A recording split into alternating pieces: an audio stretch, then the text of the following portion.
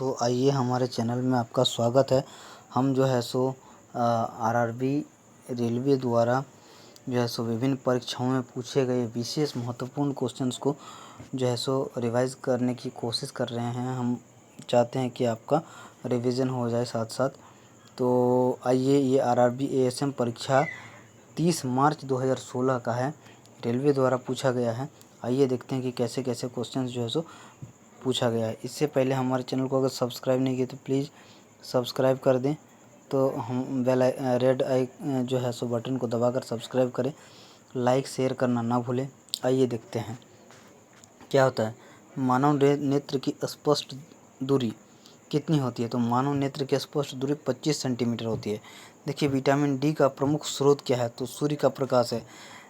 दाब निर्भर करता है किससे? स्पर्श क्षेत्रफल तथा बल पर, क्योंकि दाब का जो फॉर्मूला होता है कि क्या होता है, जो प्रेशर होता है ये फोर्स पर यूनिट एरिया होता है, यानी कि एकांक क्षेत्रफल पर लगने वाले बल को दाब कहा जाता है, यानी प्रेशर कहा जाता है।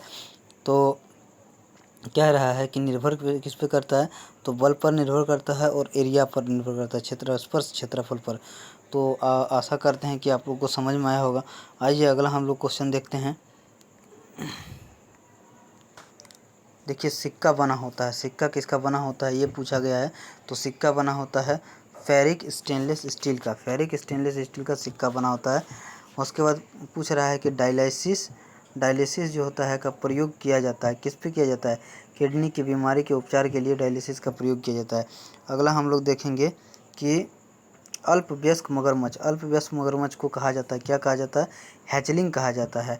ये इसके पहले भी एक बार पूछा जा चुका है। लार होता है, 2016 में ही पूछा जा चुका है। ये अल्पवयस्क मगरमच्छ को क्या कहा जाता है? तो हैचलिंग कहा जाता है। आइए दोस्तों, और हम लोग आगे देखते हैं कि क्या किसको कहा जाता है। और अगला हम लोग देखते हैं कि कह रहा है लार होता है। लार जो होता है वो क्या होता है? तो एसिडिक होता है, अम्लीय होता है। फेफड़े के चारों ओर झिल्ली को क्या कहा जाता है? तो फुसफुस झिल्ली कहा जाता है।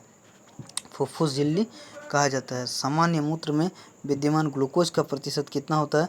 तो 0.1% होता है। कितना होता है? 0.1%। आइए अगला हम लोग देखते हैं कि क्या है कि रक्त को जमाने में कौन सा प्रोटीन का उपयोग किया जाता है? तो प्रोटीन फाइब्रोनोजन का उपयोग किया जाता है रक्त को जमाने में। अगला क्वेश्चन देखिए, सबसे व्यस्त मानव अंग कौन सा है? तो ये सबसे व्यस्त मानव अंग दिल है। निद्रा के दौरान मनुष्य का ब्लड प्रेशर क्या होता है? घटता है। और कर्णास्थि की कुल संख्या कितनी है? 6 है। दोस्तों, हमने शायद ये कवर किया हुआ है, लेकिन फिर भी हमने एक बार और इसको जो है सो देख लिया। इससे क्या होता है कि हमें जो है सो बार बार पढ़ेंगे तो हमें याद रहेगा कि क्या क्या हमने पढ़ा है। हमारे वीडियोज़ कैसे लगे हैं इसको बताएं, और लाइक करना ना भूलें। लाइक करेंगे तो हमें मोटिवेशन मिलता रहेगा और हम आगे की जो है वीडियोज़ और आसानी से बना पाएंगे। Thank you.